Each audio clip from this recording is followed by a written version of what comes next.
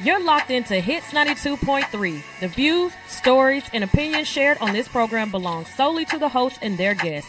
They do not represent the views of Hits 92.3 Radio, management, staff, partners, advertisers, parent companies, or affiliates. And if you don't know what any of that means, listener discretion is advised. Now sit back, turn up your volumes, and enjoy the content from one of the greatest, dopest radio personalities to ever touch this microphone in 3, 2, 1.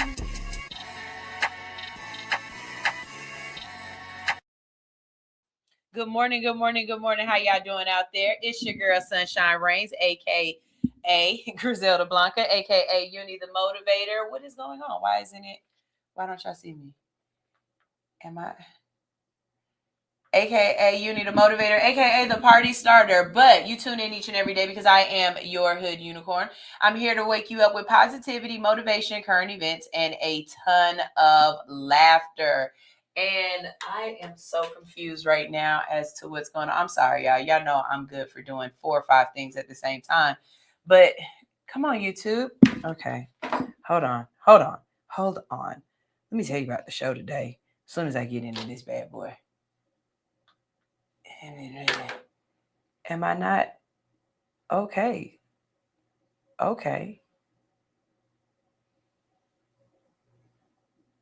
Okay, so I'm not hot.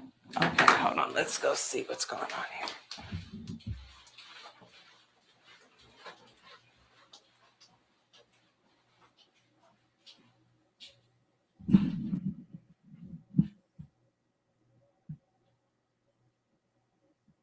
I am hot.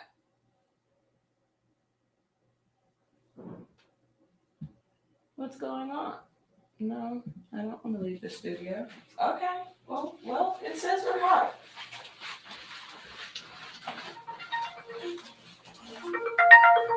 I'm answering that. All right, it says we're hot. I don't know what's going on over here. I'll figure this out in a second. But y'all, we've got a great show planned for you today, okay? Good gracious almighty. It's going to be one of those days. I can already tell. I can just tell. I can tell. It's going to be one of those days with y'all. And that's fine. If that's how I got to roll it, that's how I got to roll it. Y'all, we about to go ahead and play some music while I fix all of this. Because it's a lot. It's a lot going on. All hustle, no fear on Hits 92.3. All right, so Slim, you still got the way. All right. Sonya playing what up, though? Ken and Misfit, what up, though? Yeah. 2 hour, bitch. 2 hour, bitch. 2 hour, bitch. What? 2 hour, bitch. 2 hour, bitch. What? I'm in the clouds when I'm with you. Girl, what's your name? I hope this don't offend you. Tastes like cocaine. I didn't think I'd get you. I get so high. Now I'm feeling for you, baby. Where's the lie? I'm living on roses of wine, powder blue. This feels like love. Ribbons in the sky, they fall on you. This feels like love. Right on it, boy, I send you out of reach when I ride on it. What you lacing in my weed? Put my life on my life. Well, you know just what to do. Baby, I can't wait to get to you. It's a vibe and a function. Is that tribal or something? Where this shit was about dead, girl. Till I end up coming out rap like I signed a dungeon. Yeah, like big boy Dre now. Try to kinda look like Bay now. I'ma shoot my shot like Jay now. Shit, I shoot like right now. Home team girl like straight now. On God, little love to make a way now. If you scared, go to church like gay now. But ain't scared, I'm with a DJ now. She said I pass on the heart, we can blade now. But I like them blocks, okay now. Shit, I shade them. I said, girl, your love is so guitar. Now let me play on that. I play your favorite song, God Clash. Let me stay on that. I knew it was a smash when I featured Sonya Blade on that. 4 years later, caught her up and hit replay on that. Girl, I had you spending all your funds. Hit you with this rock and you think that I'm cheating Peter Gunn. Say some shit like, nigga, did you smoke crack before you came over? You remind me of my G, but I just Range Rovers. Dog that pussy. I don't really care, I just want you to come around my way. I never got a lot of mouth that'll make you scream, God. Find your pay, ain't he good? Yeah, think I like it better around my face. Get your top 8, I think I like it better around my space. Tano, anyway, white lines, black glove, opposites attracting here. I just brought the pack in here, and I brought this hard drive computer, don't get hacked in here. 2i tribe on God, blade, we snapped in here. Willie and baby. Roses of wine, out of blue. This feels like love, like love. Ribbons in the sky, they fall on you. This feels like love, like love. Ride on it, boy, I sing you out of reach when I ride on it. What you lacing in my weed, put my life on it. Well, you know just what to do. Baby, I can't wait to get to you. It's the Some spaces you walk into, and some you remember. Soft light, intentional design, a space that doesn't just hold your content, it elevates it. This is more than a place to create, it's an experience. For creators who want their work to feel different, more refined, more intentional, more you. Book your space now on Peerspace. Studio Luminaire. Link in bio. I just want to run my business and do relationship with my friends, and that's it. That's it. That's it. You are now tuned in to All Hustle and No Fear with your girl, the Hood Unicorn. Come on, let's go. Back against the wall, last name against the rope. Middle finger stretched, if you're thinking it's a joke, tell my friend I'm about to blow, about to blow, about to blow, about to blow, about to blow, about to blow, about to blow.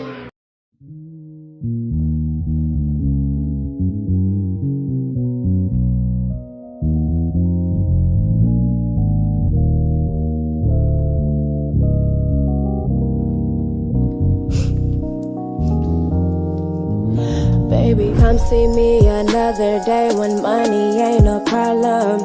And my Twitter account got about 5 million followers. I'm on a bumpy road, but bit I'm smooth and go like butter. Fly away like beauties do after their caterpillars. I'm changing, don't need a filter. Been vibing since I was a toddler. Got the juice from my father. Maybe that's why I bother to bring this light tonight and illuminate their tomorrows. Saving them from their sorrows. Hope if I lead, they follow. Cause when we need a beacon, I'ma be that shit. Little girl made it off rapping, never sold a brick or hit a lick. Appreciate the little things, alleviate the lunatics. Then maybe then I'll take your shit. Cause baby, I've been thinking about it all day. Looks so good, I'll fuck you in this hallway. Trying to run the world, but I can't concentrate. Something like that Nunu and Rashad every Sunday night. Something like that Nunu and Rashad every Sunday night. Something like that Nunu and Rashad every Sunday night. Something like that Nunu and Rashad. Babe, I'm feeling better and I'ma start stormy weather, run off endeavors. Picked my ass off the pavement, thought I'd be there forever. I always think I know better, I always know that I don't. I'm seeing God as a humor, sometimes I feel like a joke. Grandmama laughing in heaven, still ain't nothing right with my blessing. You fresh air when I'm stressing, you make me feel I can stand it. Flying away from this planet, you pick me up when I'm landing. I can't be so damn distracted, gotta go through with my planning.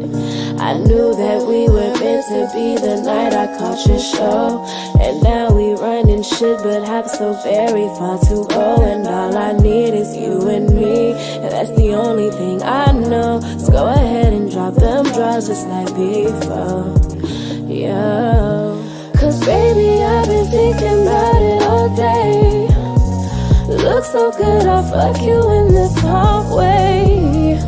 Trying to run the world, but I can't concentrate. Concentrate. Something like that new and Rashad. Every Sunday night, something like that new and Rashad. Every Sunday night, something like that new and Rashad. Every Sunday night, something like that new and Rashad. Something like that new and Rashad. Every Sunday night, something like that new and Rashad. Every Sunday night, something like that new and Rashad. Every Sunday night, something like that new and Rashad.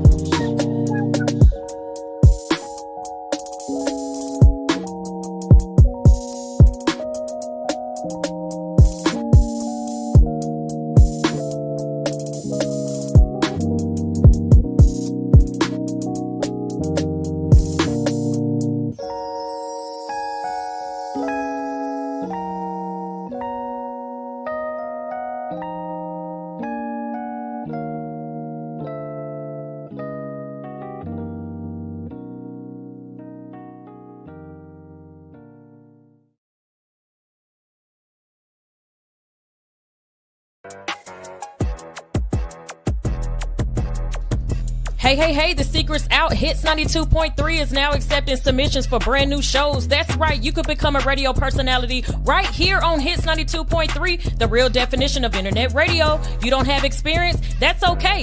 You don't live in Georgia? That's okay. You don't know what to do now? Now that's not okay. But your girl is here to help you out. Email us today at hits923newshow@gmail.com and tell us about your potential show with Hits. Again, that email address is hits923newshow@gmail.com. Don't be last. The slots are filling fast. Good morning. How y'all doing out there today? I am Sunshine, and we're going to get this show started. I've got news. I've got things to talk about. I've just got a lot of going on. See, this is, y'all playing with me today. Why it look like that? This is hilarious. All right, y'all, we're going to go ahead and get this thing started.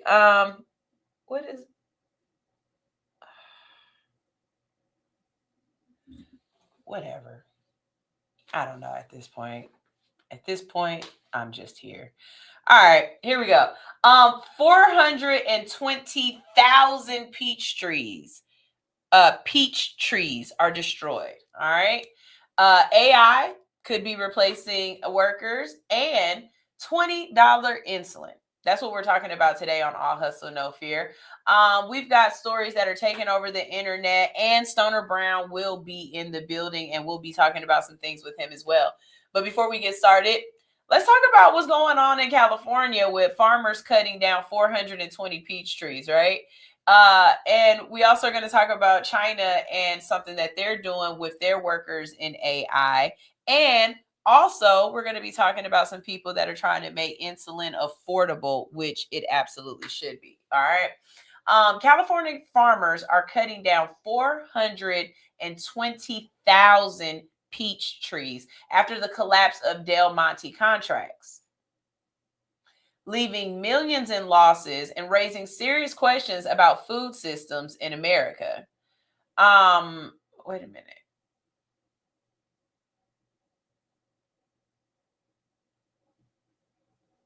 today is really, yeah, it's doing it. It's doing it. All right. So that's not the story just yet. That's not the first one I got. The first one I've got is a nonprofit story about insulin. Oh, we're going to go back and edit this, and this is going to be fun. Every day can't be perfect, you guys. All right. People are asking, why was it so expensive for insulin to be made? Because there's a nonprofit that's making it for $20. In a nonprofit in Cambridge, Massachusetts, they are trying to do something that sounds almost impossible in America's healthcare system. They want to sell insulin for around $20 to $30 a vial. Insulin. The same insulin that some Americans have been paying hundreds of dollars for. So here's what's going on. The profit is called Project Insulin, and it's working on developing a low-cost generic insulin and sell it directly to patients at cost, without the pressure of shareholders or massive pharmaceutical profits driving the price up. According to the organization, many insulin patients have already expired, meaning patents, not patients. I'm sorry. Many insulin patents have already expired, meaning there's technically nothing stopping others from producing it. So now the nonprofit is trying to raise funding to start manufacturing insulin themselves. If insulin can be sold for $20, why are people paying $300? Why are people paying $300 if it can be sold for $20? Same thing goes for something like saline. Why does saline cost $100 when you go to the doctor, and saline is just purified water and a little bit of salt? According to Project Insulin, about 8 million Americans rely on insulin, and roughly 1 in 5 insulin-dependent patients have had to ration their medication because of cost. That part is serious because insulin is not optional for many diabetics. And here's the thing too, we blame a lot of diabetes on, portion control, sweets, eating wrong, and things like that. But I know a couple, and when I say a couple, I know more than one diabetic that has type 1 diabetes, where their pancreas just never produced insulin correctly from a baby. Like it wasn't something that they created. As a matter of fact, one of these people is probably one of the most fittest people I know, and he's had diabetes for as long as I've known him.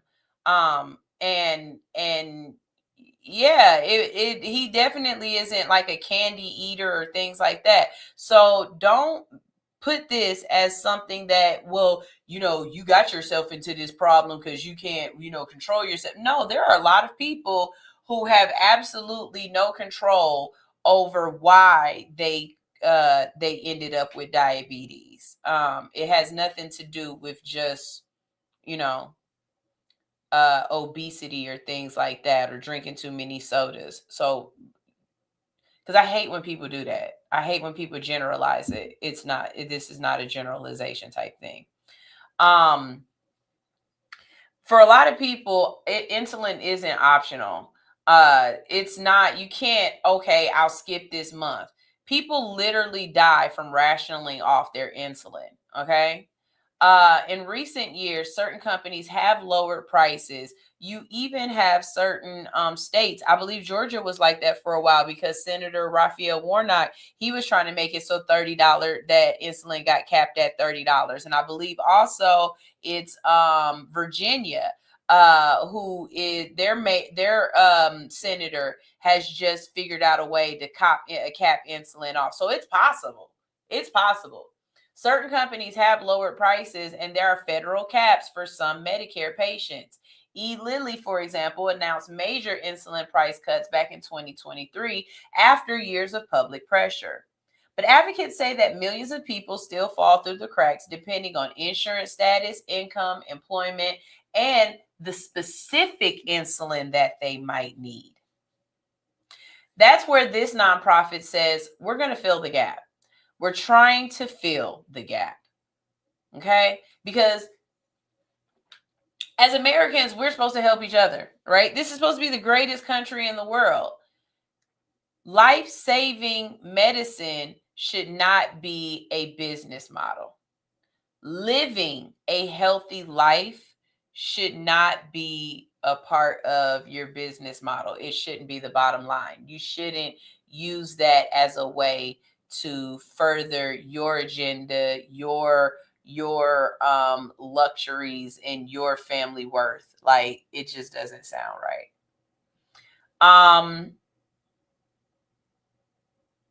So okay, wait. Insulin itself isn't new. It's been around for about over 100 years. The original inventors famously sold the patent for almost nothing because they believed insulin should be accessible to everyone. So when people hear that insulin prices have exploded anyway, they start to question the system. If a nonprofit can potentially make insulin affordable, what exactly justified the prices before? Was it research? Was it manufacturing? Was it corporate profit? Or was it greed? And one thing about it in America, healthcare conversations always end up circling back to the same issue: greed. Who gets access to care? Who gets priced out of surviving? And greed. Absolutely greed. All right. Speaking of greed, as a country, you want your people to be flourishing. That makes your country great, right? Being racist and having people living under fear and under thumb and under tyranny, that doesn't make your country great. We talk so much about, oh, that's communism. That's communism. We don't do that because we don't live in a communism system. But I keep wondering, is communism really that bad? Is it really that bad? Because you have places like China that are doing things, and yes, where there are some things that they do with their citizens that we don't necessarily agree on. I'm sure there's lots of things that we do with our citizens that other countries don't necessarily agree on. Some stuff just makes sense. So here go one. A major court ruling came out of China, and it's starting a global conversation about work, technology, and what happens when AI starts replacing real people on the job. A Chinese court officially ruled that companies cannot simply fire workers because AI can do the job cheaper. Well, don't that make a lick of sense? I mean, that makes a ton of sense. Just because you have a system that can do it cheaper does not mean that you should go and lay off 1,000 people. It messes with the economy. It's not just about you. It's about the whole system that we're running here. Here's what happened. A worker at a Chinese tech company was reportedly pushed out after the company started using large language models, basically AI systems, similar to ChatGPT, to take over parts of his job. Now, according to the reports, the employee was offered a lower position with a 40% pay cut after the company automated much of his role. When he refused the demotion, they fired him. Wait a minute, we can do that? We can do that? You can refuse a demotion? You be like, yeah, no, I'm not taking that. I'm good. I'm just going to go back to my job. I'm going to go back to work. And they'd be like, oh, okay, bet. You can refuse a demotion? The court stepped in and said, because not so fast. Okay. The Hangs Out Intermediate People's Court ruled that simply adopting AI technology does not automatically justify terminating an employee under Chinese labor law. That ruling hit globally because this is exactly what workers everywhere are afraid of right now.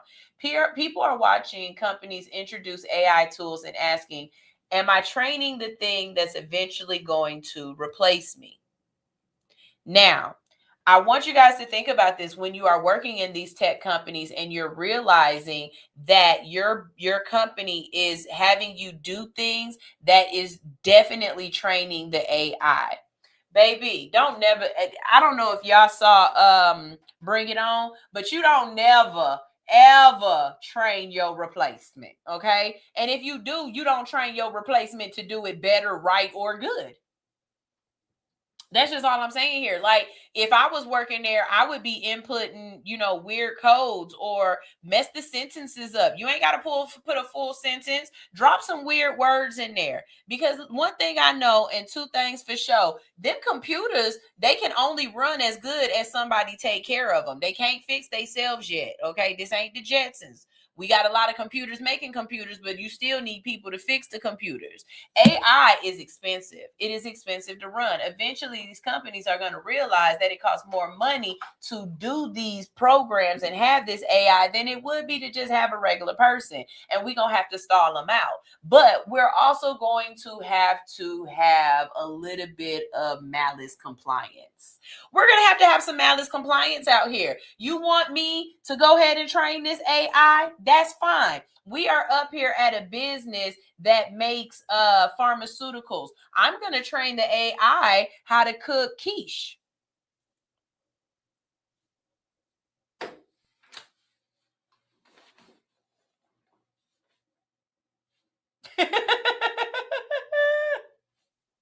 You know what I mean? You malice compliance. You want me to teach this thing? I'm going to teach it some stuff. It might not be what you wanted to know, but that's to protect me. It's going to mess up a little bit. I'd be dropping Michelle Pfeiffer lyrics throughout this from Dangerous Minds throughout this whole thing. We just going to drop weird sentences in there. Every couple of paragraphs, it's going to be a weird sentence in there that just don't make no sense. Keanu Reeves quotes. Be dropping Drake lyrics all throughout that bad boy like I'm Issa Rae.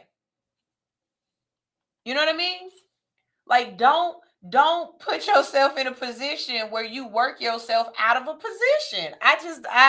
Me personally, y'all would have to catch me teaching this thing the wrong thing, because that's exactly the way I would do that. Don't you dare teach it the right thing. You teach it wrong, okay? You teach it how to do that shit wrong, okay? Now, let's be clear. China is not completely banning replacing workers with AI, despite what some headlines are making it sound like, okay? What the ruling is actually saying is that companies still have legal responsibilities to workers. They can't just say AI and throw people away without proper justification, compensation, or fair reassignment. That changes the conversation, okay? This is one of the first major court rulings anywhere in the world trying to draw a legal line between technological progress and worker protections. The court also said something important. They acknowledge that companies are allowed to innovate and use new technology, but they also have a responsibility to retain workers and help transition them into new roles when possible. That's probably the part people are really paying attention to, because right now AI conversations keep sounding like adapt or get left behind. This ruling asks a different question. Should companies bear some responsibility for the disruption that they create? And that's where this becomes bigger than China, because now everywhere right now, customer service jobs, tech jobs, writing jobs, design jobs, editing jobs, and even management positions are all being affected by AI automation. Workers are starting to realize this isn't some future problem anymore. They taking our jobs right now. What you gonna do about it? Again, malice compliance is always a choice. And would I take on malice compliance? I think so. And again, it's not about just doing the wrong thing. It's just about throwing a little wonky code in there. It's too easy. It's too easy, y'all. Just throw a little wonky code in there. Teacher said, might as well. Hell, might as well. Might as well. See, this is the thing. Like, in the end, if no one has jobs and we can't pay our rent, they make it illegal to become homeless. And legally in the Constitution, if you become a prisoner, all bets are off. You absolutely are into slavery the moment you become a prisoner. And it's legal. It's legalized slavery. They can do whatever they want. Hell, you go to Louisiana, a lot of the people that are working in the Wendy's and you know what? We need to talk about that. Okay, hold on, pause. Time out. We're gonna take this to a whole nother section because I don't even have a thing on. My brain just hit something right there. Y'all, when Stoner gets here, we're gonna talk about the whole Anita Grayson thing and her running into that coffee shop and dying because she thought she was going into battle and that wasn't nobody gonna be in battle with her. In Louisiana specifically, I don't know about other states, but I know specifically Louisiana. Places like Wendy's, Popeyes, KFC, fast food restaurants utilize prisoners in their stores for cheap labor. Are you listening to what I'm saying? So y'all is in here running into these restaurants with, you think it's a convicted felon, but this is literally somebody who is going back to sleep behind a cell tonight. Okay? He's being borrowed. He's being borrowed by the penitentiary system. And you running up on these people. Why are y'all running into these restaurants with these folks that are clearly 5150? And if they not 5150, you are 51 and they are 12. These people are barely old enough to be working in these establishments. These are people with, this is their first freaking job. You know what? I'm gonna wait till Stoner get here because we gonna talk about that. That whole situation just really tickles my taint. Because why is something like at max a $4 or $5 coffee worth raising your blood pressure that high? And I know it hurt. I know her head was just hurting yelling at them folks. She was definitely seeing red. You're not going to tell me she wasn't. Y'all, we're going to go ahead and go to this next story. Hopefully Stoner will be in here soon because that, I really do want to talk about that. That is ridiculous. Anyways,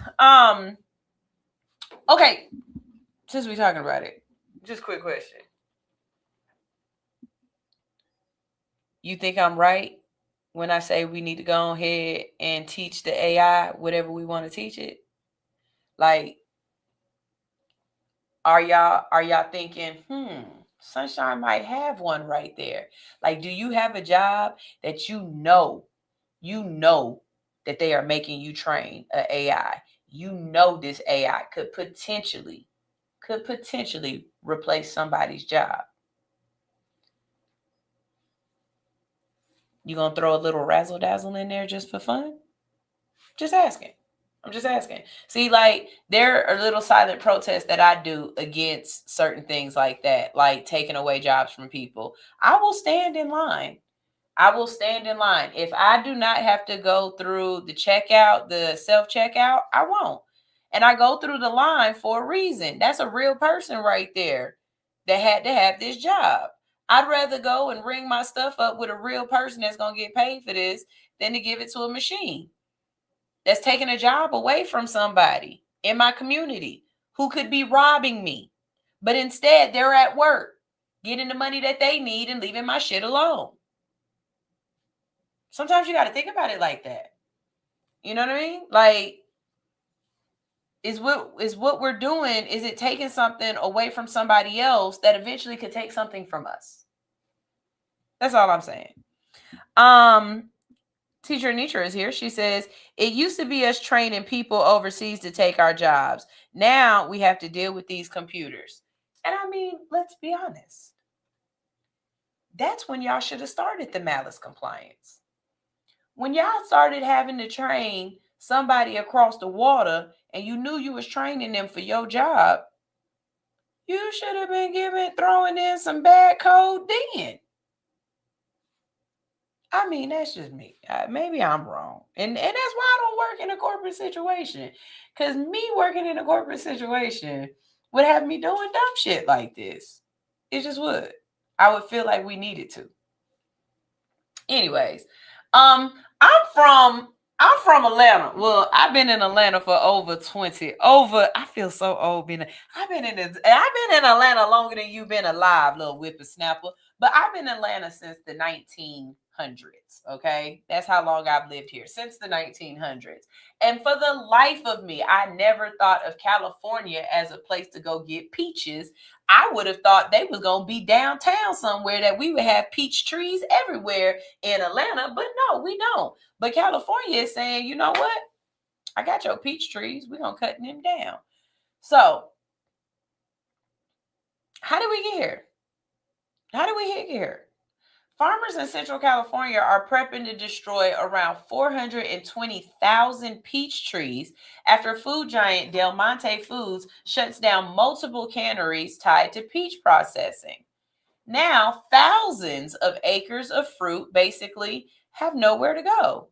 Okay, y'all can't just open up y'all fields and let some people come in and get some peaches before it all go bad. Like, why? I don't understand how wasteful companies are. Like, the idea of, I can't use it, but I don't want you to have it. I don't want you to use it. I don't want you to figure out something you can do with it. Is crazy work to me. We're talking about clean stone peaches, the kind typically used for canning peaches and fruit cups, according to reports. About 50,000 tons of peaches could end up going unused this season. A lot of these farmers had long-term contracts with Del Monte for years. Some families have been growing peaches for generations. But after Del Monte's bankruptcy issues and cannery shutdowns, those contracts disappeared almost overnight, leaving farmers stuck with orchards they say they can't profit from anymore. Officials say the damage could total around $550 million in lost revenues for growers and local communities. The USDA has reportedly approved up to $9 million in federal aid to help farmers remove the trees and transition to different crops, because at this point, keeping the peach orchards alive may actually cost farmers more money. This is bigger than peaches, y'all. This is yet another example of how one major corporation collapsing can create a domino effect across entire communities. Factory workers lose jobs. Truck drivers lose routes. Farmers lose contracts. Small towns lose income. People lose food. And suddenly, hundreds and thousands of healthy trees are being cut down, not because the food is bad, because the system around it is broken.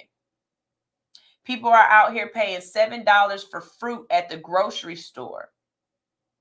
Like, for real, for real. Food expensive as hell. Why does a salad cost more than a hamburger? No, I'm for real. Why do I have to pay $20 for a salad? I'm curious. Because it shouldn't cost that much money for lettuce, carrots, corn, a couple of beets, maybe some cucumbers, and a little bit of cheese. The wildest part to me is that over and over and over again, we have seen where when you give in, they take more. Y'all, gas ain't never gonna go back down because we keep getting gas, because we have not completely just totaled the system and been like, y'all got to fix this. We're allowing people to continuously make hand over foot profit, and then we we, the people who are the brokest, are holding the system up for them and keeping it alive and perpetrating the thought processes behind it. I'm sure somebody somewhere could come up with a think tank on how they could figure out how to save these trees if Del Monte has gone down. But see, this is the things that we don't think about or that you might not realize. A lot of times they don't own the patent for that type of tree. Somebody like Monstero owns it, or Bill Gates or whatever else, right? So part of them having to cut down those trees is because they can't afford the licensing to be able to keep the trees up, because they pay the licensing because of the production that they create. They get their money from it that way. Well, they can't pay the licensing for the trees. You can't just let this tree just grow here all willy-nilly. You don't own the DNA of the tree. Yeah. That kind of stupid shit. So what are you supposed to do with that? You know what I mean? Y'all are mighty quiet out there. Teacher said, Teacher said, hey, no. When it happened to me, I called it out the day I was supposed to train. I called out the day I was supposed to train. And think about this, though, Teacher. What if she's talking about the AI, teaching your AI or teaching your counterparts in another country or whatever to basically take over your job? What if everybody in the company had the flu that day, the blue flu or whatever they call it? You know what I'm saying? When everybody collectively is like, oh yeah, we're not doing this. We're not doing this. What if collectively, when jobs put out systems or things that the workers know just ain't gonna work and is not right, y'all collectively get together and speak up and say, we're not doing this. And I know exactly what you're saying. Sunshine, what you're talking about is a union. I know. And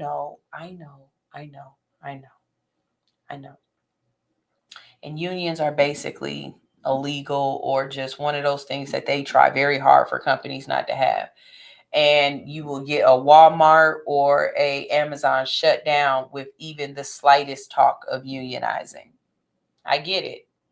But what if it wasn't something that you collectively had to get together and have a company or have a president or whatever come up and say, this is what we're going to do? What if collectively that was just how people ran, how we operated? Like how I say, if you owe me money and I work for you, and you can't pay me this week, my minimum is you won't see me back here until you can pay me.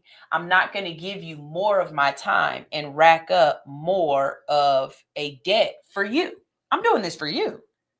I'm not doing this for me. I'm doing this for you. If you can't pay me now, why would I allow you to rack up more debt and can't pay me later? What if collectively, as a people, everybody just felt like that? You wouldn't have some of the problems we have with these jobs. What if collectively as a people, we were like, hey, y'all, they charging us way too much for rent across the board. We all feel the same way. They charging us way too much for rent and they not paying us enough. So we're not going to go to work and we're not going to pay rent. We all just going to go in the house and stay.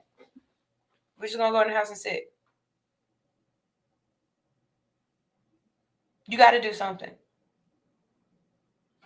It has to be fixed. So, Teacher said, damn, y'all could have turned it into a peach plucking farm or something. Dang, like they ain't got to go in the cans. Like we could have figured out something to do with these peaches. Something. You know what I mean? All right, y'all. We're going to slide into a break real quick. But remember, check out Queen and Slim's Kitchen at their next event. Oh, my God.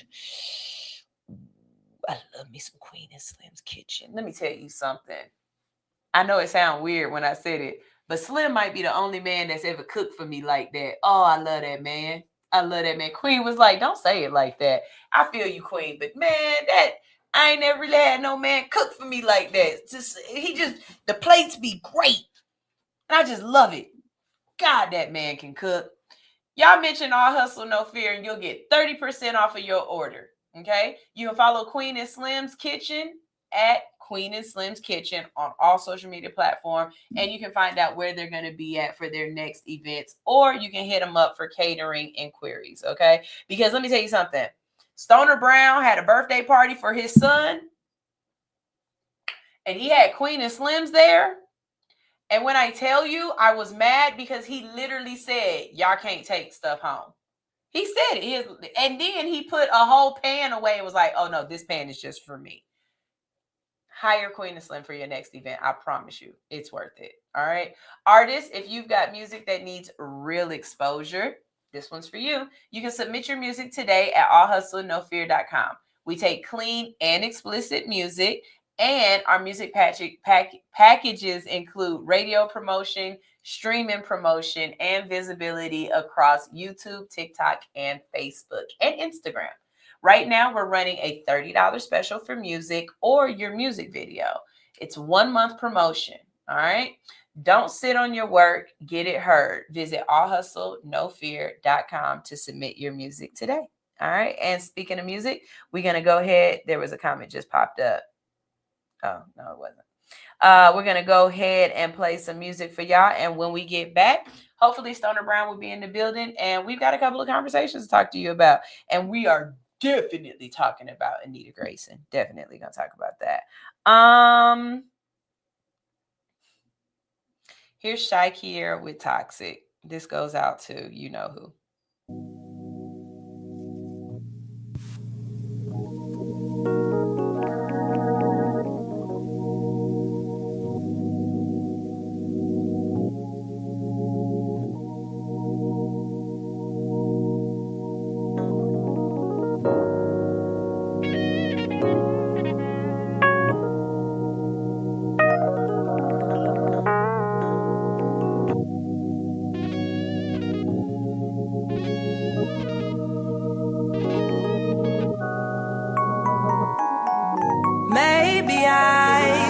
Pop up this time. What's your deal? Why you ain't been hitting my line?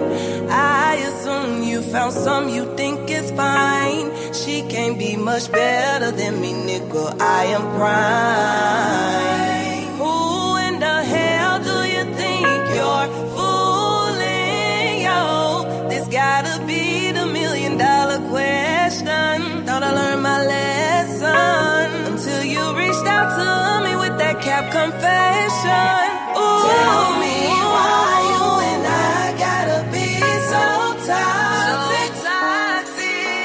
That's what I wanna know. Tell me why you and I gotta be so heartless. Almost like we don't wanna grow. Tell me why you and I gotta act so evil. So evil, so evil. Tell me why we both act like it's so easy to let go, knowing we can't leave each other alone, alone, alone, alone,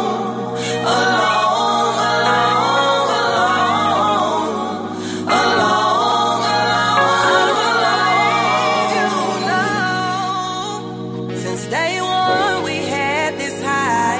You were like no other, filling me up with your hype. Got me caught up in vibes. 1 in a million, nothing's the same. I'm going insane. You started to change, why would you change? Everything you bring up to me, it turns into pain. I forgave you, you ain't need it. Your words misleading. Even with all the red flags that I've seen before this, I didn't wanna believe it. I know it's better out there, but I ain't going nowhere. Who else gon' understand me? Stay up joking with me, beat my back while he's pulling my hair. Oh, said I never would've thought we would've ended. I never would've thought I'd lose my best friend. I don't think that I can get used to this. One day we'll be over, then we're back in love again. Tell me why you and I gotta be so toxic. That's what I wanna know. Tell me why you and I gotta be so heartless. Almost like we don't want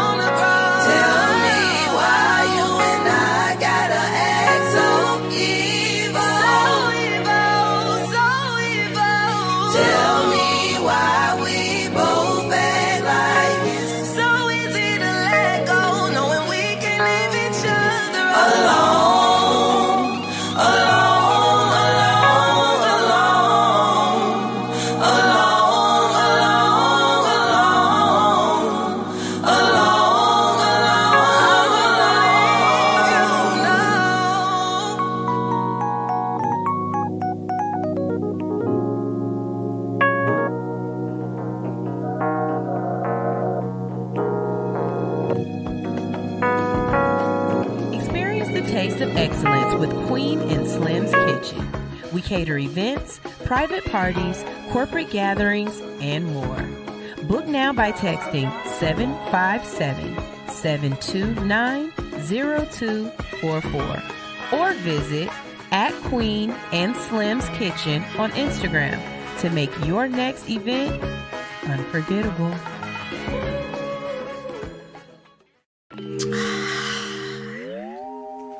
Da da da da da da da da da.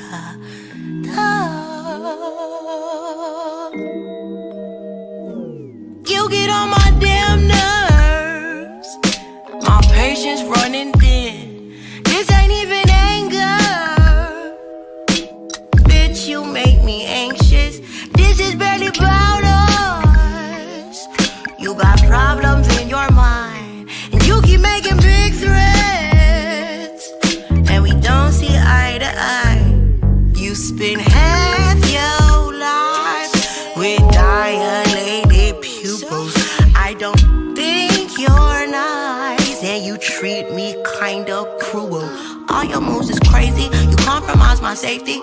All your friends are shady, they tried to warn me vaguely. You patronize me daily, you never call me baby or treat me like a lady. And mainly, quite frankly, you get on my damn nerves.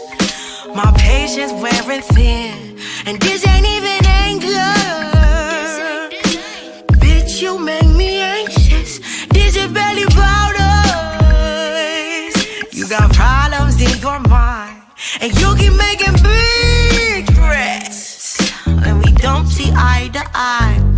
At your big ribage, you should have a grip on that reckless rage.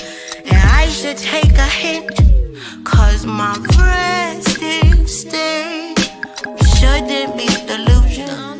I should contemplate how we got to this conclusion. Well, we used to have some things so simple, so sweet. You had me blush and sweat me off of my feet. We used to hide the shit all down to a science. Now are we sharing this? Imagine if we stood our ground. I wish that we could work this out. Just kidding. You get on my damn nerves. My patience wearing thin, and this ain't even anger. Bitch, you make me anxious. This is barely about us. You got problems in your mind, and you keep making big threats, and we don't see eye to eye. Yeah, God, problems, and you get on my damn nerves. Body image and positivity are major impacts in today's society. At Nurse to Beauty, we believe in bringing the beauty from within to the forefront. For those of you who are planning to have cosmetic surgery, Nurse to Beauty is ready and available for all of your postoperative needs. My name is Dontricia Dunham, and I am the registered nurse and owner. I have over 10 years of experience with emergency medicine that has aided me in giving quality medical care for cosmetic surgery clients.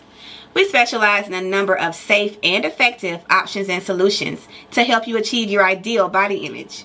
Have a one-on-one virtual consultation via phone or private suite location. Have your lymphatic therapies and all other postoperative needs performed by a licensed medical professional. Mobile postoperative services are also available upon request. Not interested in cosmetic surgery at this time? No worries. We also provide an array of body modification services to fulfill all of your beauty enhancement requests. We understand how costly aftercare can be after a cosmetic surgery. Ask about our affordable payment plans today with instant approval and no hard credit check.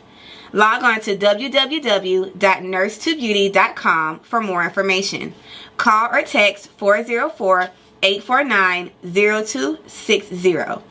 For education, client transformations, and reviews, follow all of our social medias at Nurse to Beauty. See you next time.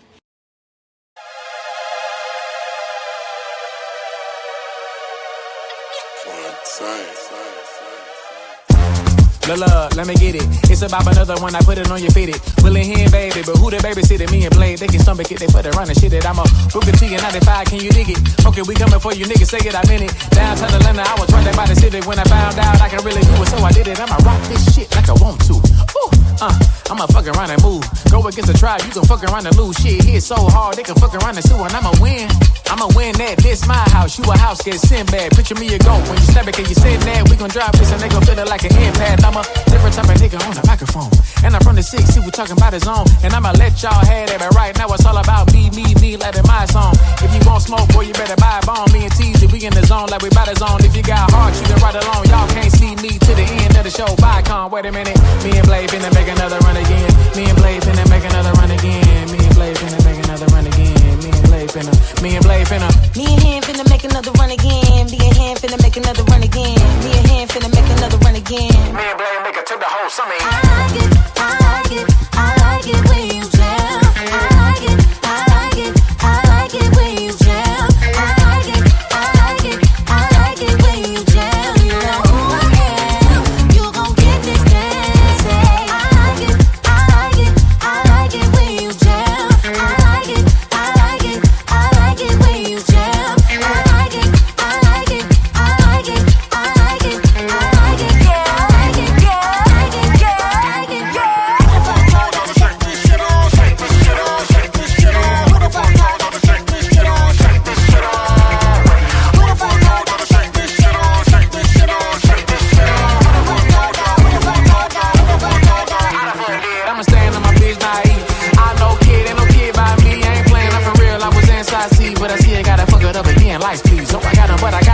Life feed. When I'm on that stage, I'm about to hype me. I'm the franchise boy, but don't got a white tee. And ain't over to the lady saying in the right key. What you say? I'm working. Like I ain't got no money. Let her word in. Let her word in. Let her word in. I'm working. Let her word in. Like I ain't got no money. Let me get it now. What you say? I'm working. Like I ain't got no money. Let her word in. Let her word one time.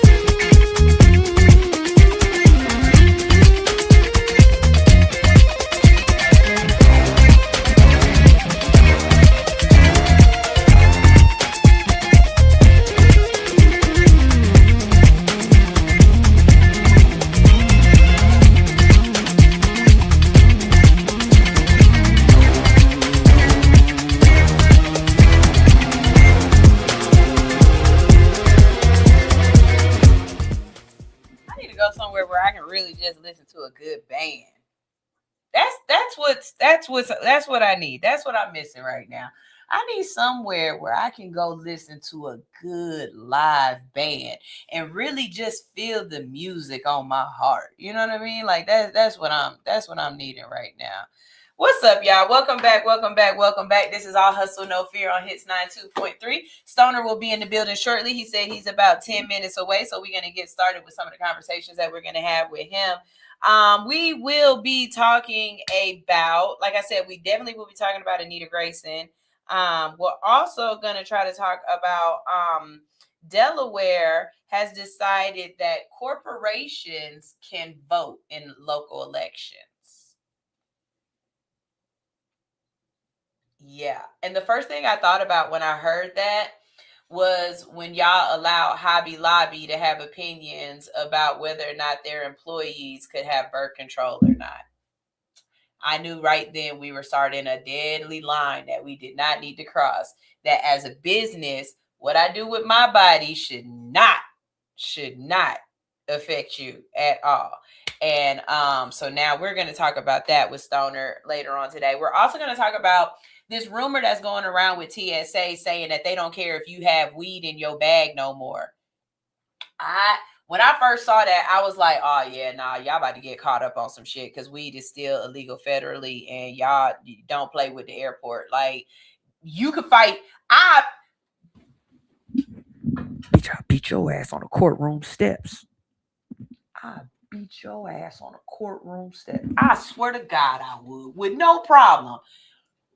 But inside the Hartsfield Jackson Atlanta airport, you got it.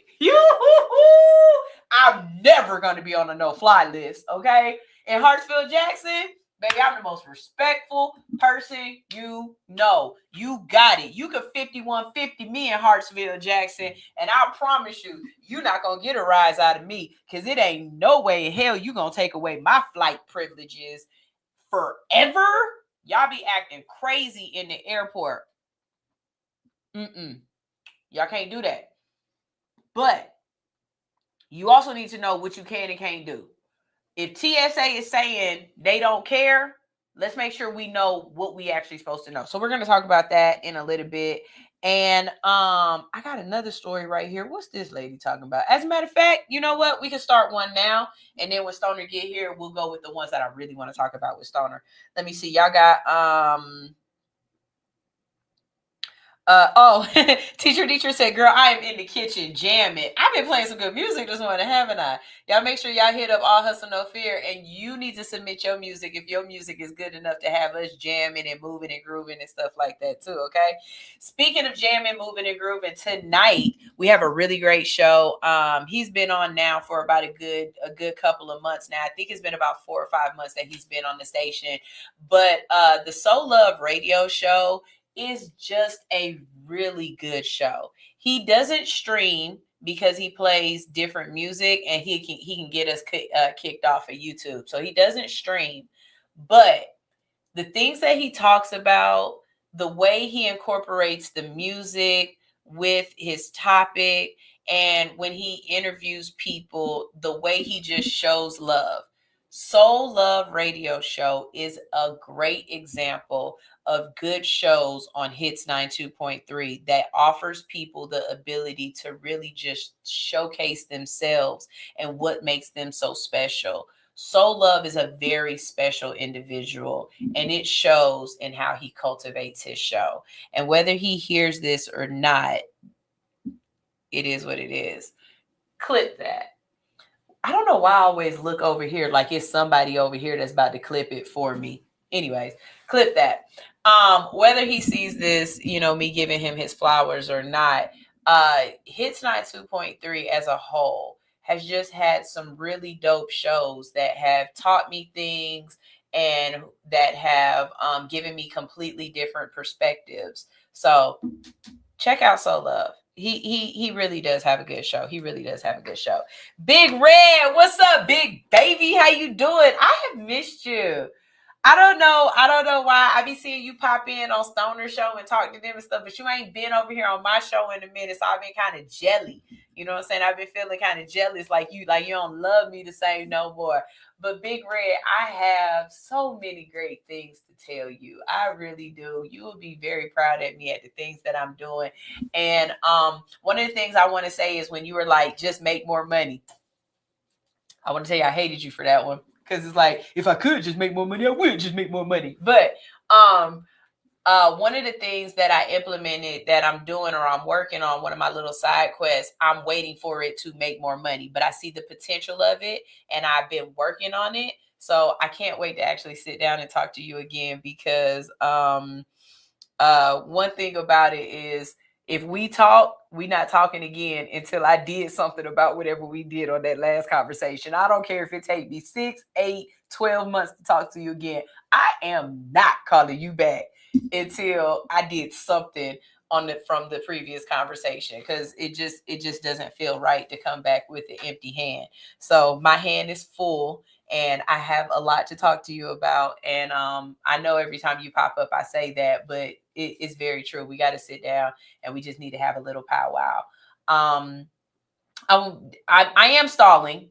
If anybody's wondering, I'm stalling. I'm waiting on Stoner to come in because I really want to talk to him. But I do want to give out some other flowers while I have the chance. Teacher Nitra, I just want to say I really appreciate you helping me through a lot of this transition, and what it looks like from personal to professional. There have definitely been days where that word consistency hasn't necessarily set on my heart like it has in the past. And you being that ear and being like, no, you got something to do. There's a reason why you're doing this. You need to keep and hold on to the vision. It's really appreciated. And so, again, saying this to say, sometimes mentors come in places that you wouldn't expect. A lot of times you're looking for mentors that are in your same field, or people who you think are doing better than you, or whatever else. And sometimes a mentor can really just come in the face of a person who just sees you, who really just sees you. And both of these people, whether it's Big Red or whether it's Anitra, I believe that they really do see me. And especially Big Red, the moment he said, I got a dossier on you, I was like, oh yeah, you watching. But sometimes you have to just play into that, and don't always think that a person is saying something to you and that they are criticizing you. Just because it makes you feel bad, that is your nervous system trying to regulate and trying to figure out where you're supposed to put how you feel and your emotions or whatever. But if what they're saying is coming from a place of love, if what they're saying is honest and true and it's right and you know it's right, if you are fucking up, if you're dropping the ball and they're calling you out on it, you cannot sit up there and be like, well, I dropped the ball because it is that and the third. No, you just got to accept it. You just got to accept it sometimes and make it work and do something different. When I tell you, getting up these last 2 or 3 days and not having to take them kids to school in the morning allowed me to see that a lot of the emotion that I was having behind doing the show had nothing to do with the show. And it had everything to do with, I'm tired. I was tired. You're not getting, look, Queen, shut the fuck up. I hear Queen right now. Sunshine, you can't do this. You can't burn the candle at both ends and put some fire and some heat in the middle. You're going to burn out. You're going to put yourself in the hospital. And whether or not I want to admit it to myself, that's exactly what I was doing. Whether I was doing it for sacrifice, for cause, or for whatever else, doesn't matter. That's exactly what I was doing. And things are going to see the repercussions of that. And the thing that saw it the most was all hustle, no fear. But I also had Anitra there to say, hey, sweetheart, I know you just got off of work at 3 o'clock in the morning. And I know you just got up at 6. And I know you want to go ahead and sleep in that car. But even if you do the show for an hour, that's better than not doing the show at all. And on the mornings where even I couldn't even do that and I felt guilty, that guilt was for a reason. That guilt was for a reason. And as long as I put that guilt in the right place, I can use it to get better and do right. We will have 500 viewers. I promise you that. I promise you that. All Hustle No Fear will have 500 viewers live. It's going to take some more consistency. It's going to take me putting some money into some different places and doing some different things. But I know what I need to do. And I'm capable and I'm able, and we're going to do that. Wherever you are in your world, in your business, in your life right now, if you're falling short on some things, it's okay. We have this belief system that we are always supposed to be straight A's. Maybe you can still get a 3.0 if you got a C in there somewhere.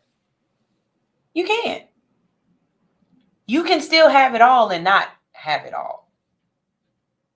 You can't. Some things might fall a little short and it might not look perfect, but it can look great. You just got to stay steadfast. So, I'm going to try to give Stoner a few more minutes. What we're going to do. Oh, let me go to the, wait. Big Red said you were calling last time. And I did, but you didn't answer the phone. Remember? I did. You ain't answer the phone. You was busy. And it was okay, because then I went off and did some more stuff. So now I got some more stuff to talk to you about. It's okay. It's okay. Teacher Nietzsche said, oh, don't make me cry. No, I know I give you a headache. As much as, friend, I know I give you a headache. And it's okay, because, you know, I am who I am, and you are who you are. And why are you cutting onions this early in the morning? No, nobody else is cutting onions. It's just you. Ew.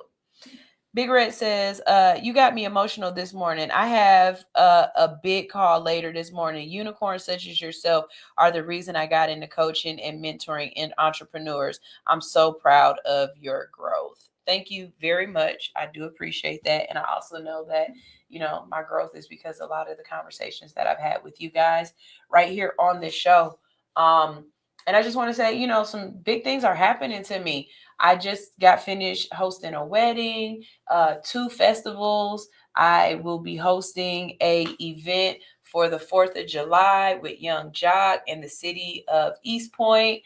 And I just got finished doing a movie. It was only a scene, but I don't care. I'm going to say it like I just got finished doing a movie because I got an IMDb credit. So, hey, it is what it is. I am in the year of say yes. Let's just say okay. You know what I mean? Even down to the other things. Okay, so look, this is something we haven't talked about, but we do need to talk about this real quick, right? Again, stalling for Stoner. You will get to a point in doing what you do where you realize your worth and other people will realize your worth too. But they will still try to take advantage of your worth and not pay you for it. Case in point, I had a situation where since I've been on the food truck, y'all know I utilize my resources. I pass out my flyers with every pizza. I've started investing in a little bit more money into my physical marketing. And what I do is every pizza, get a flyer. When we go to places like Rum Punch, oh God, that's a perfect spot. I give out tons of flyers at that. So when we go to different locations, I have a new set of people that I can pass out my information to. And it's working. It's working, you guys. I see it working, right? Somebody called me and they wanted me to do something. They wanted me to host with their situation, but I'm asking them to explain it to me and give me more information. And it really sounds like I'm going to get butt fucked on the end. Just being honest. It sounds like you want me to do a lot of work with the, oh, you'll get a lot of you'll be seen, or you'll get in front of other people, but I'm not getting paid. And you want me to utilize my resources, my time, my platform, my for but you don't want to pay me. And you're like, well, there's sweat equity in it. Yeah, I'm sweating now, but I need equity now. I have learned it took 6 years to get here. 4 or 5 years ago, I would have took this and looked at it as an opportunity. Now I look at it as you've playing with me. So instead of just saying it like that, I asked them to send me a contract. Because you're talking real fast right now and everything you say on the phone sounds good, but I need to look at it and really sit in it. I was thinking like Big Red. I know I was. He sent me that contract. I took the contract and I put the contract in Chat GPT and I said, Chat GPT, tell me how this contract is benefiting or not benefiting me and how I need to counter propose instead. Oh, Chat GPT said, baby, this is a good start, but we're not going to do this. And he gave me all this information and all these other things and all this other stuff that I should say. So I rewrote the contract as a counter offer and I resent it. When I resent the counter offer, they did not like it. And it wasn't that they didn't like it. It was just that they didn't want to meet me where I was. I was like, well, counter offer my counter offer. Give me something else. But it was absolutely nothing. Okay, I'm not going to let you waste my time. But I'm also not going to feel like I lost out on something because I know something else will come, something else better. And this showed me that what I'm doing is working. Because I definitely wouldn't have met this person just being in the station. I wouldn't have met this person at some of the different events that I'd be at. I met this person specifically because I'm out and about and I'm doing things differently and I'm moving differently and I'm moving with intent and I'm moving with growth in mind, right? So saying all that to say, you guys, growth is available. Make sure you talk to your mentors because they will give you ideas and perspectives. I know that some of the things that I'm doing and the way that I'm moving is because of conversations that I've had with Big Red in the past. I know that some of the guilt that I have that I'm carrying right now is because of some of the conversations that I've had with Anitra, but it's good guilt because it will put me back where I'm supposed to be and doing what I'm supposed to be doing. And for everybody that is out there, like, share, subscribe, send this to somebody else, whoever needed to hear this, and you find some sort of mirror, you can understand where I'm coming from. Hopefully, this is a conversation that you needed as well. So there's that. Oh yeah, I did the wrestling event. Definitely was something I was so nervous about that one because I've never done a wrestling event before. That's not my realm, but you know what? I'm going to do it. And I killed it. I did a really good job with that one too. That was really great. We not doing that. However, continue. What? We not doing what? What did I do? By the time I finished the sentence, did I do it right? He said, talk your shit. Equity talk. Yeah. No, equity talks, but it talks right now too. I mean, I can understand equity for the future, but pay me right now too. Pay me what I'm worth. And when I sent what I felt like I was worth, either they didn't think I was worth it or they didn't have it. Either way, that's not my problem. And you got to be able to walk away. They'll come back. I'm not worried about it. Bust your guns with equity talk, a counter offer. Yep. Counter offer. Like, what's his name? Birdman said, we can renegotiate the contract. The contract can always be renegotiated. Always. All right, let's go ahead and talk about this first video, and hopefully Stoner will be here shortly. Here we go. The Find a Black Doctor directory is being sued by a white doctor, a white dermatologist in Colorado, Dr. Travis Morrell, because he's saying that the directory is discriminatory. Oh, wow. In 2022, I had a severe reaction to the medication Lamictal. I got the rare dress syndrome. I'm talking, my eyes were yellow, my skin was jaundiced. I had a fever of 104 going into septic shock, mind you. I went to a hospital 3 times, and 3 times the same white doctor denied admitting me, telling me to take a Benadryl and take a break. Take a Benadryl and take a break when I am getting worse by the day. I had a full body rash from the top of my scalp to literally the bottom of my feet. It hurt me to walk. I had to beg to be admitted. And when I was finally admitted, they realized how sick I actually was. Do you know that same white doctor came to my bedside after I had been admitted and put on oxygen and apologized to me for not listening to me because, quote, he didn't know what. Why did it stop talking? Okay. Basically what she was about to say was that the doctor told her that he didn't know what that particular ailment looked like on black skin. And so that's why he didn't necessarily believe that something was wrong with her. The fact that there are white people out there that are so sensitive about discrimination because they are so discriminatory towards us is crazy. It's crazy to think that you are going to sue an app that is allowing black people to find black doctors because you are a white doctor and you feel like that's discriminating against you. How you feel about that, Stoner? I feel like they're 100% right. The white doctor? Yeah. Really? Yeah.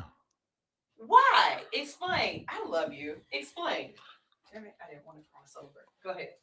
Because if you it's the same way I feel about the Uber women only driver shit. Mm-hmm. If you're excluding a group, you're taking money out of that group's hand. Bottom ass line. Mm-hmm. We live in a capitalist system. Mm-hmm. You know what I'm saying? If you're excluding a group because of their race, that's discrimination. Bottom line. You could dress it up and make it sound however you want to make it sound, and black people first, and black people know each other's stuff. If you are discriminating against doctors who've gone to school for longer than you've been alive because of their race, that's ridiculous. I'd be suing too. So, but what if, knowing that those doctors discriminate against you, or knowing that those doctors give you less palatable care, knowing that those doctors tend to misdiagnose you, or tend to give you less pain medication, treat you differently, knowing all of those things. Let there be an app that only finds white doctors. What are black people going to do? But there are definitely things that discriminate and don't allow black doctors to be a part of them. There are definitely things out there like that. Where would that be legal? Where would it be legal? It's illegal. I just said, but it's so if you're running an app and you put it out on the internet and someone sues you, that's because it might be against the law. Where would it be legal to have an app that did not list? Because remember, black doctors ain't the only doctors. Chinese doctors, Indian doctors, Pakistani doctors, Middle Eastern doctors. Show me an app where all these doctors don't exist. They exist on some app somewhere. When you get on WebMD, they bring you up a list of all kinds of doctors. It's not just white doctors. Sometimes black people go, I understand we're trying to level the playing field and try to look out for ourselves. But if you are doing something that is discriminatory against another group, you should not be surprised that these people are going to sue you. If this app did not have a lawyer on stand already, y'all are idiots. So the white lady who sued the Black Mothers group, they had the Black mothers that were trying to protect they were losing babies. Right. And so they had a group that was trying to help. A doula group. Right, exactly. Right. And she sued them because she was white and she wanted to be in the group. And they were like, but this is for Black mothers. That's different. That's not a profession. That's a group of people. Okay. That's a like-minded group of people that were getting together to protect themselves because something in the system was happening. Just like if they were sexually assaulted, just like if they were all went to, So these are Black women that have had this experience together, and so we're grouping together. We can Okay.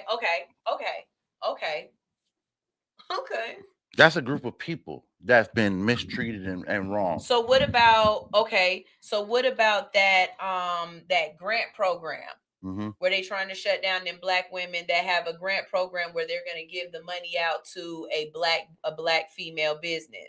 So it's a white man that's like, nah, y'all can't do that because you discriminating against white male men to be able to get this money. The grant program has every right to decide what they're going to do with their money. Okay. Let me explain this. The reason why I was asking him the different story, because I want y'all to see that he's not just saying it. He has reasons why he's coming. The first one, it legally, damn it, he's there.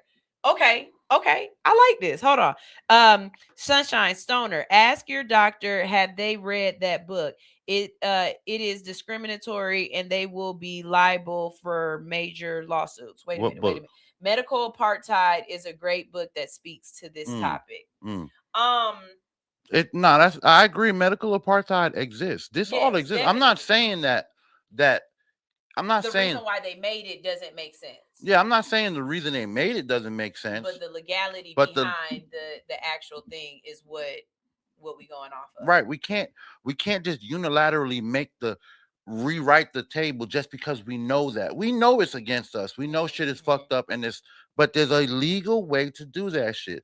And if you start going down that line, one day somebody's going to say, I don't want that Black doctor touching me. How many times have we seen people scream in the hospital when they say, I don't want this Black doctor. I want a white doctor. And y'all go up and, oh, how you going to, this Black man went to school for 30 years and you treating him like he can't serve you. If you want to make hell about people turning down Black doctors at hospitals, how dare you come up with a fucking website that's going to turn down white doctors before they even get to the hospital? That's ridiculous. You can't swing the pendulum both ways. You can't ask for equality and then go into discrimination. It just doesn't work. Okay, so then should they have some sort of requirements for the white doctors to be able to be on the list or whatnot? Like, should you be able to pull up that white doctor's tenure and be able to find out if that person actually is an advocate towards African Americans or Black people, or if that person, you know, like this lady says, has things on their record where people are saying, "Hey, nah, he don't even listen to people." Like, if the list is created by private citizens, that's one thing. If the list is connected to doctors in any way, that's against the law. Wait, what if, I mean, how is a doctor not a private citizen? A doctor is not a private citizen. He took an oath. He took an oath to serve. So if the doctor's husband made the list, that would be different. No, because now the doctor's husband is biased. You're trying to make trying to make sure your wife gets on all the damn, you know what I'm saying? I made the list, so y'all make sure y'all. As soon as I find out your wife is on the list, you biased, nigga. That's like we playing basketball. You coach a team and your son play. That's a bias. I can't take the fact that your son is on the team because you're the coach. Your wife is on the team because you're the husband. If a private citizen comes up with this list, that's totally fine, because this is the private citizen gathering the information, speaking to the people, putting the list together. Like Angie's list. Right. But when you have doctors who take solemn oaths and also sign up with the state board, so this is a state-regulated individual. This is not a private citizen. This is a state-regulated individual. This is a person that has to sign up with the state board. And they have certain things, that they have to follow, and certain protocols. You know what I'm saying? I can see that. I don't think that I think the list is a great idea, but if I find if like I said, if you put together the list, or like Moms About Teachers, these are the best Black teachers you could have at the school, and blah blah blah blah. People can feel discriminated against, but it's legally not against the law. But if you're a teacher with the teacher union and you come up with this list, exactly, that's not right. That's not right. Okay. That's not right. What say y'all? Y'all out there listening and talking? Go ahead. Give me y'all idea on it. I got another story for you, Stoner. Actually, you sent me this story, and I was like, what the hell? Here we go. Oh, you thought you were going to be able to own a house? In Delaware, they just declared that if a corporation owns land, it can vote in local elections. Yeah, small little beach town just north of Ocean City, Maryland, right across the Delaware border there. They decided, they're like, hey, most people don't actually live here, and we got local elections. Why don't we let the landlords that don't live here vote through their corporations and LLCs? And then I got stuck in court for years and years and years. And then a judge sat down one day, pulled out the Delaware state constitution, brushed it off, and then went, it doesn't say here that a dog can't play basketball. Oh, sorry, read that wrong. Doesn't say here that a corporation can't vote. And so now we are so close to a data center being built on Fenwick Island, Delaware, and then that data center declaring itself an entity, and then robots having more rights than immigrants and women. Like, we are so close. We are this close.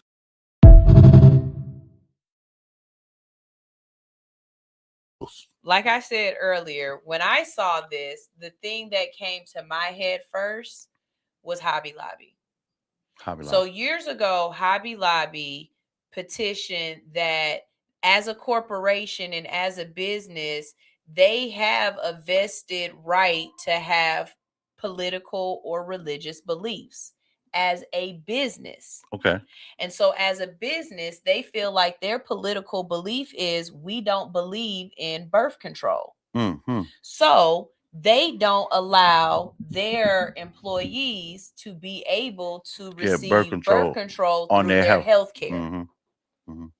I felt like that was the beginning of letting corporations overreach, because I work for you. I'm just here for 40 hours. What I do with my body should not be your issue. Totally agree. But Hobby Lobby wasn't doing it because they cared about reproductive rights. No. They were doing it because they didn't want to pay for health care. Right. And they didn't want to pay the premium that you would have to pay for only women. Because who else needs birth control? Men aren't using their insurance to get condoms. No. So it's one set of people that they were targeting. They just didn't want to pay health care for women. Mm-hmm. And so it passed. And that, ladies and gentlemen, was the beginning of this bullshit. So you're telling me because you don't have any people living, and I guarantee you don't have people living on this island or on this stretch of beach because it costs too much. I guarantee you. It costs too much for a regular person to live there. The people that live there or the people that have are probably, they coming in for, vacation, this day vacation house or whatever. And so the corporations that are going to be buying land or buying houses or anything like that, half the time, they're not even from America. These are Chinese corporations buying this place. So now you're giving a foreign entity voting rights in your country. Do y'all not see how crazy this is? I feel like the little red man. I feel like him when he be telling stuff, he be getting red and mad because this don't make sense to me. Why would you allow a foreign entity to be able to have voting rights? China would never. And y'all talking about communism. China would, what camera am I on? That camera right there. China would never. Never at all. Would never give you the opportunity to do this. No. Already putting your food in China's hands. No. Already put. That's how China is run, though. China has all. That's how communism is built with the corporations built in. Okay. You got to remember, the state runs. No. That's not what I mean. I mean, China would never allow another country to be able to have voting rights in their country because they went through. That's what I'm saying. But the corporations in China do. That's why they revolting every 4 or 5 years, because these big corporations make decisions for people because they're tied into the government. But would they let an outside foreign country come in? Absolutely not. Not unless they were paying them out the wazoo, which is why Russia has so much influence in China. Ooh, Teacher Nietzsche said, but isn't that voting twice? The corporation and the individual. But no. See, that's the thing. There's no individuals that live there. No. It's There's the corporation no land that live there. Right. It's the people who hold the land deed. So, like he said, I could go buy some land and I can open a data center. Now that I have that data center on that land, I can make a vote and decide whatever I want. So people, and of course, I'm going to vote in special interest. No, we don't want to add no more money to the school system. No, we don't want to work on roads and pay. Data centers don't need roads and stuff like that. Why would we need that? We don't have employees or anything working here. No, we don't care that this is a food desert. We don't need any more grocery stores because why? We don't have no people in here. We only got 2 workers here. We don't need that. Now, you know what I'm saying? Here's the real how do they say it? The mensch of all of this. It doesn't say what kind of corporation it has to be. So the mob could come in? Huh? The mob. I thought nefarious. I'm sorry. No. Immediately I thought nefarious. I'm thinking in the sense of I have a corporation. Oh, I do too. I right. So whereas you may be leaning towards thinking that the data centers, if every private citizen just has an LLC, now the private citizen has 2 votes. Yes, because I actually live there and I own a property and an LLC here, so I get a vote as my property and I get a vote as a private citizen. And then now. as an LLC, I don't even have to own the property. I just got to be leasing somewhere. That lease makes that LLC a resident of that area. But he didn't say resident. He said you had to own land. That's because they're talking about in the sense of big corporations like data centers. What they're not, the intricacies of it is, if you're an LLC and you have a mailing address, that's where your business resides. And now you have, because it's a loophole. So on one side, this could be very bad for the corporations. On the other side, if the people organized in that area, because the reason why it's happening in Fenwick is because Fenwick is somewhat of a tourist area. It's not a big tourist area, but it's a very old tourist area. It's like old, like how Panama City used to be back in the days when there was nothing but old people that went down there and they built the city how they wanted it to, because it was for old people. It wasn't for everybody else was supposed to go to Daytona and Miami, but Panama City was built by old retirees, and the city moves and look like a retiree city. It does. So if all those actually, so does Orange Beach, Alabama. Yeah, Orange While I Beach was too. down there, Yeah, when yeah. I was down there, I was like, oh yeah, this is real old timey. Yeah. Y'all don't care nothing about new shit. No, not at all. Not at all. Orange Beach. I mean, but you just going there for the beach. It's not even anything else around. Yeah, no, nothing around. Like long as you got a place to stay, you are literally here just to go to the beach. Nothing else around. The restaurant, Same thing like are definitely Caucasian. Food. But when I say that, I mean like old white people. Yeah. Like Same thing like if you go to well, Tybee Island is a little bit better, but it still feel like this is old white people. You ever been to Tybee? No, I haven't. So that's actually on my list of places that I want to, try to go to by myself. So the only reason I would worry about taking nobody with me. I just want to go. Only reason I would go to Tybee Island is for the restaurant, the Breakfast Club. Okay. And then up the street, there's a competing restaurant.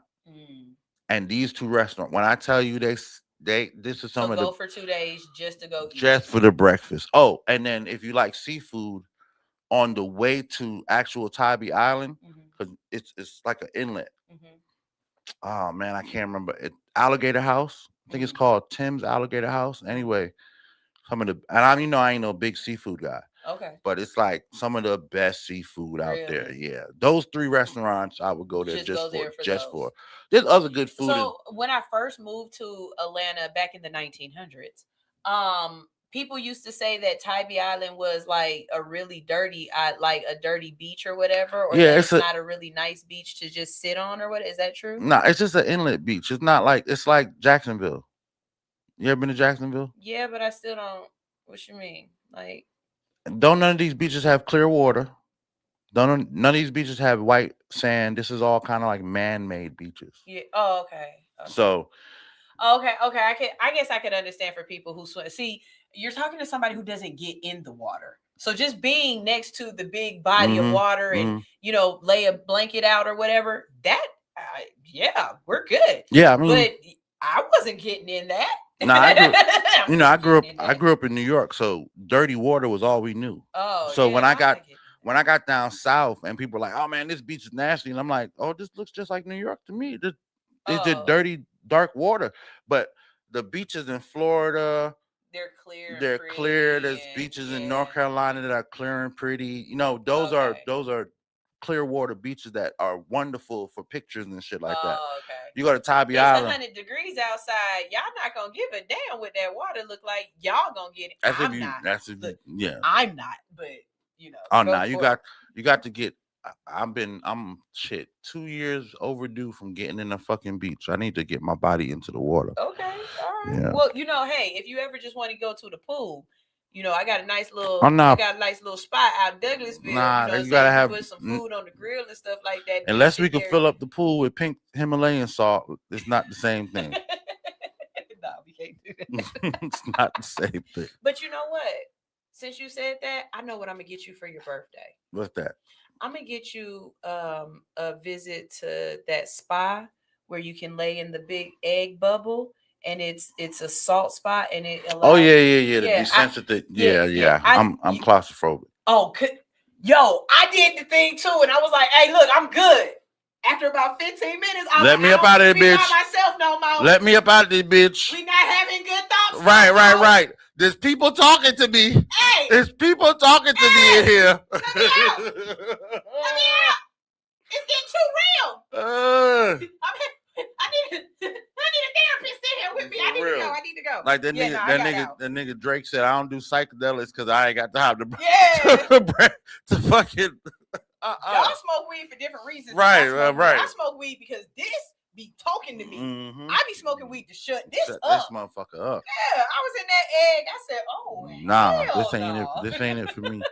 This ain't. I mean, I've always known I was claustrophobic, but just the thought of that, because the last time I was in anything like that was I had to get like a CTE, one of them scans. Hell no. And then it be making that noise.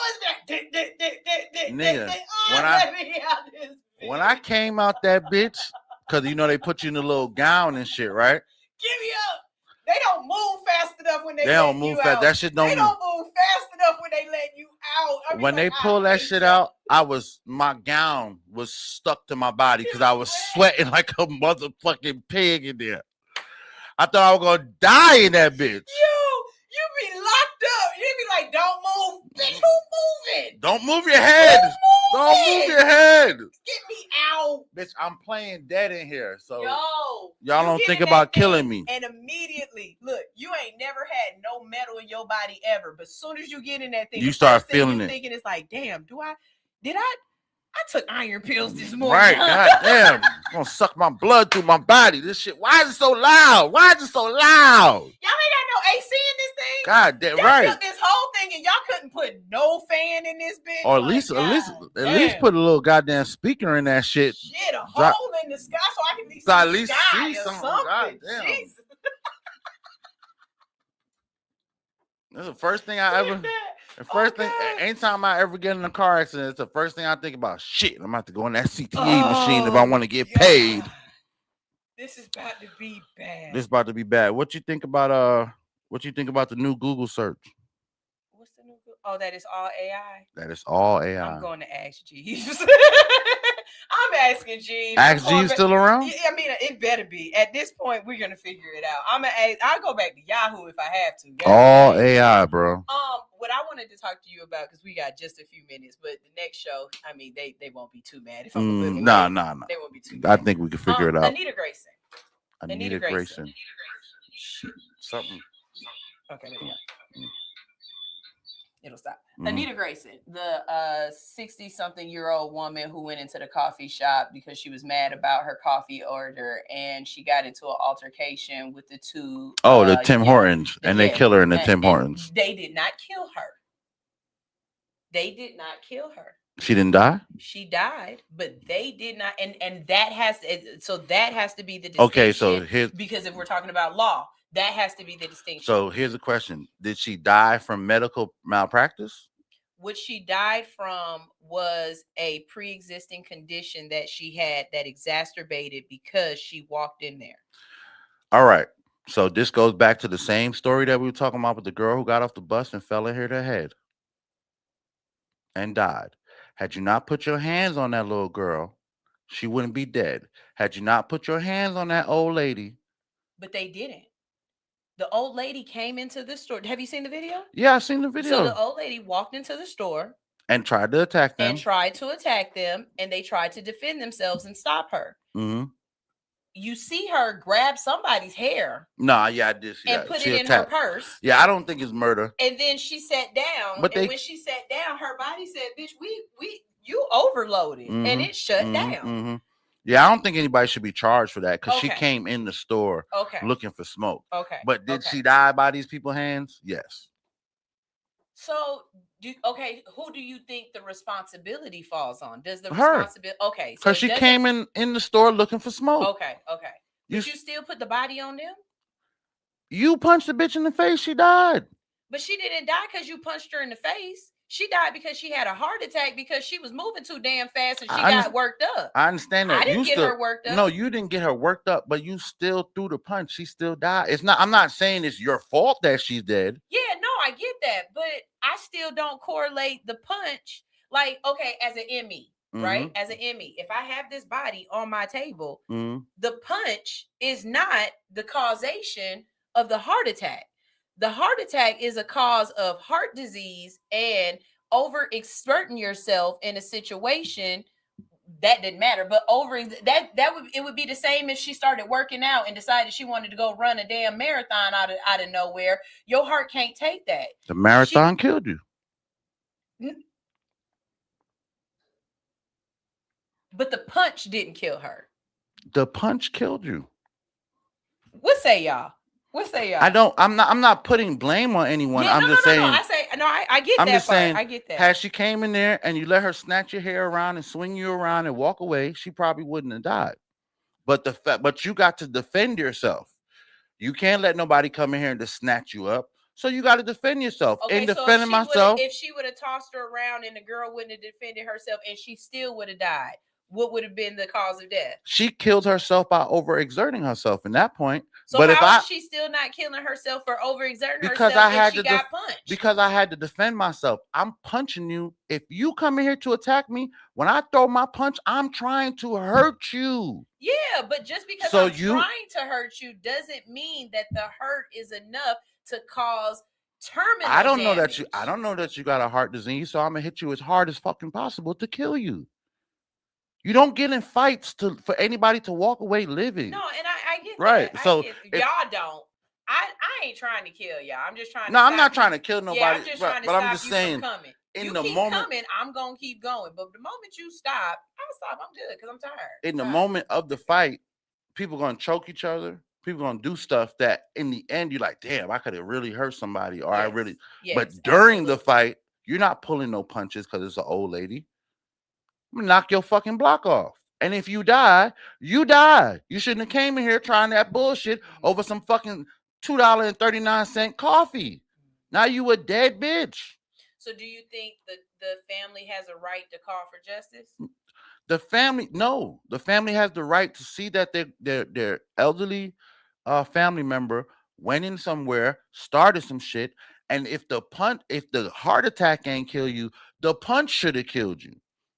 Because if I'm in that McDonald's or Tim Hortons and this old lady come in and start grabbing on my employees by the hair, I'm jump kicking over the counter. Yeah, you gave me a free body. Yeah, I was like that too. When I worked at Family Dollar, I had this old lady come in and she was going at it with one of my employees, and I walked in the middle of them, and the first thing out my mouth was, "She don't get paid enough for you to cuss at her like that. You need to talk to me." And then she started cussing at me. I said, "Oh, wait a minute. I made you believe that I wanted to hear it too. I don't get paid enough for you to talk to me either, but you definitely not about to talk to her like this."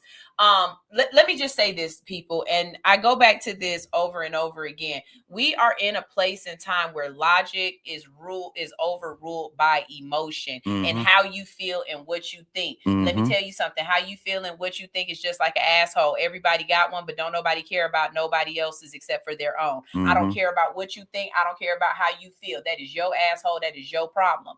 But there are systems in place for you to deal with things like this. Could she have went in there and complained? Absolutely. Could she have picked up that receipt, looked at the customer service number, and called customer service and told them that she was having a bad time? Y'all be in there talking about, well, I need to know your name. No, you don't. All you need to do is go in and be like, whoever's on schedule. It was the girl in the front. Because guess what? They know where everybody's position is at in that damn store. They know who the cashier is for today, who's clocked in and who they paying them for. Yep. You don't need people's name. Y'all be asking for stuff and doing stuff, and you be putting yourself in these positions, and it is your fault. It is your fault. You know who I blame, right? I'm ready. Oh, I blame women. Women run this shit now. It's so many men that be going in there acting a damn fool too. And wait, let me just acting a damn I'm not fool. saying y'all be treating fast food workers I'm not saying that other people, and I don't like that. I'm not saying that men aren't doing it. I'm saying that we live in a world where these outrageous outbursts on people are accepted because a bitch is a Karen. We live in a world where a Karen is a well-known noun. Yeah. Not because it's a verb. It's an action. It's a verb. Being a Karen is a verb. It's a verb, okay. Because it's an action. You are being a Karen. Right. That's a verb. There was a time when if you made a scene in the store, the police almost get called on your ass. You know what I'm saying? We're past that time. Now we live in a world. Made a scene in the store, then we actually pacify you and try to make it better or try to give you what you want to calm you. That I can see that. Okay. But let's take that's. Whew, we don't have enough time in a day. That's an environment that has been created by women. The pacification. Not just the pacification. Strong women have fought for. Hey, you better listen to me when I come with my arms crossed. Oh, and you gotta have a thick Right.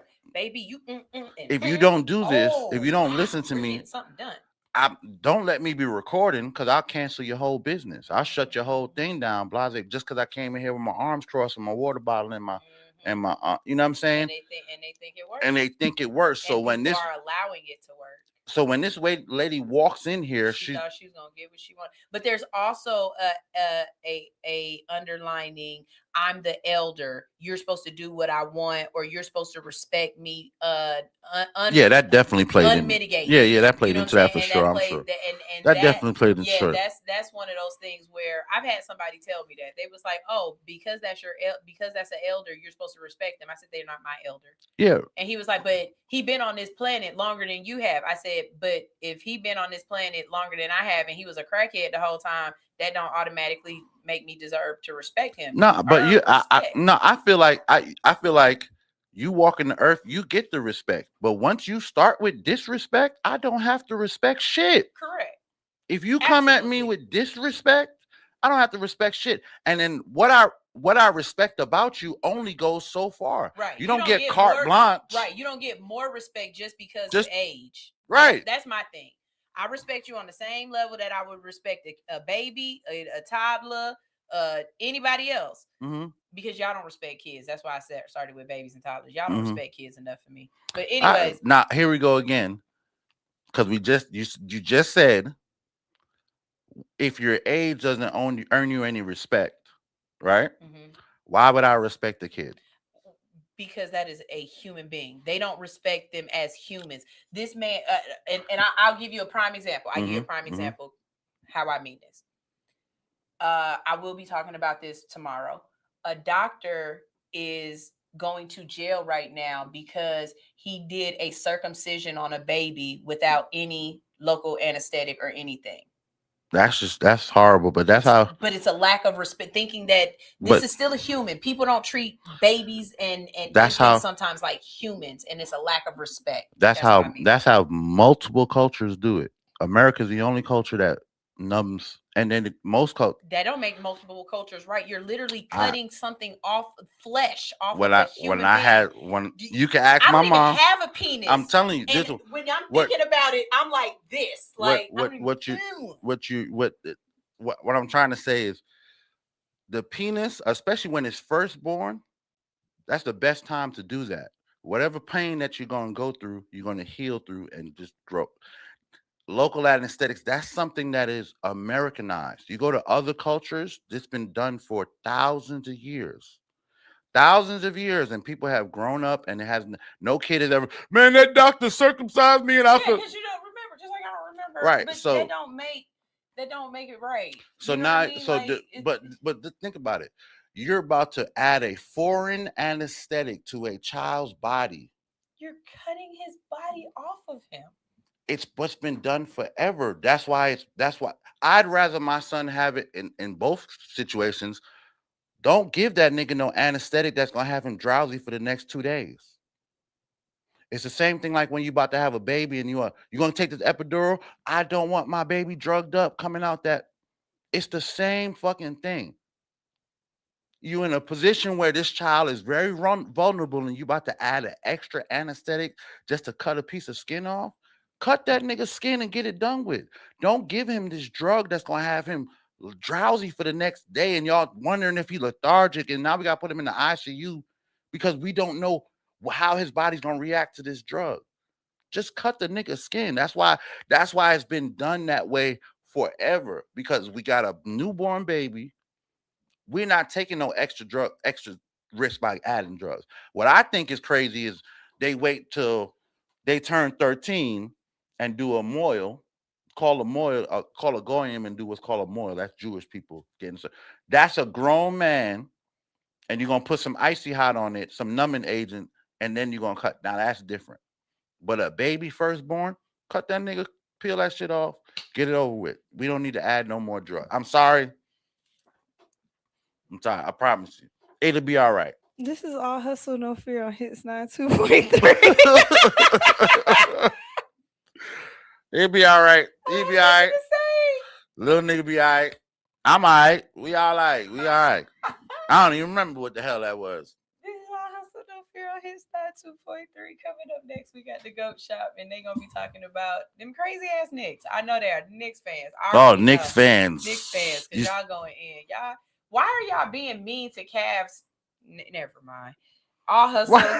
What did you just say? All hustle, no fear. Bye. Get up. DJ Telly. Get up. 5, 4, 3, 2, 1, let's go.